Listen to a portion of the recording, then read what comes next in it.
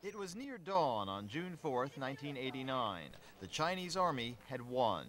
The student activists who'd occupied Tiananmen Square for 3 weeks were in retreat, frightened, exhausted, but still defiant. Among them was a 20-year-old student of English named Rose. She doesn't want her last name used. I'm sure, very sure, many students were killed.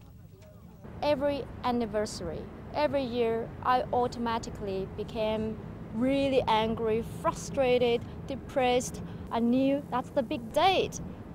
And everything is just flashing back to me. I can't get rid of it. It's like a ghost haunting me. Rose was not a protest leader, just one of thousands of ordinary students who flocked to Tiananmen Square in the spring of 1989 to call for political change. Today, she's a writer based in Hong Kong, but the night of the massacre remains the most powerful experience of her life. On the afternoon of June 3rd, 1989, tension in Beijing was rising. As students threw stones at the security forces, it was clear a crackdown was at hand. Rose left her campus and set off for Tiananmen Square. I wrote a letter and sealed it and asked my roommates that if I don't return tomorrow morning, give it to this friend of mine. I had prepared for something really serious. I just thought I might die, but I don't mind dying for this. I don't mind dying as a revolutionary hero. But that was youthful bravado, which disappeared when Rose saw Chinese soldiers emerge from the Great Hall of the People opposite Tiananmen later that evening. I was so scared when I saw thousands of soldiers rushing out from some door underneath the basement or something. They're like these troops coming out from nowhere, from hell or from a hole in the ground or something, and rushing towards the square and holding guns as well. I think AK-47, and I was so close to them. I thought I was going to be killed.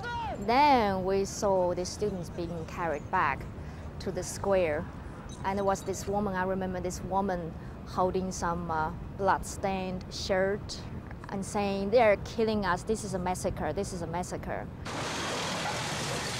Then the tanks and armored vehicles rolled in. The tanks rolled in, and we looked around, and we just couldn't believe it. Oh my God, they're crushing the tents. And we saw the goddess of democracy just collapse right in front of us.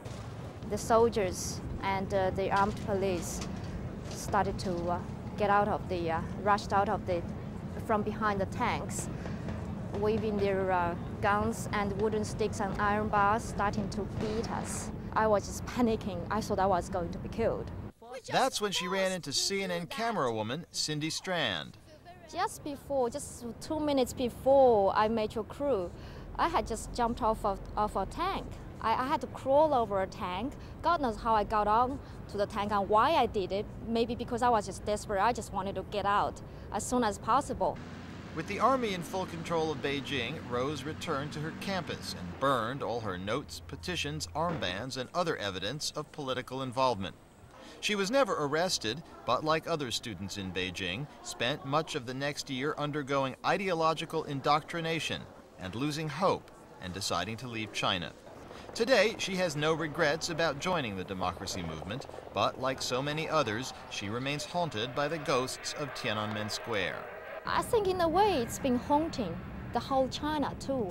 I think about the state people all the time, and I feel this deep guilt inside me. I survived it, but how about those people who died, like my friend Wang Qiong, about his parents, his family, and numerous other students who died, civilians who died, little girls who just shot by some random shots, people died in their homes watching TV, or people just, for curiosity, just died or got crushed by tanks.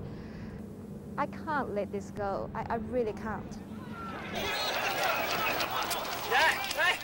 Mike Chinoy, CNN, Hong Kong.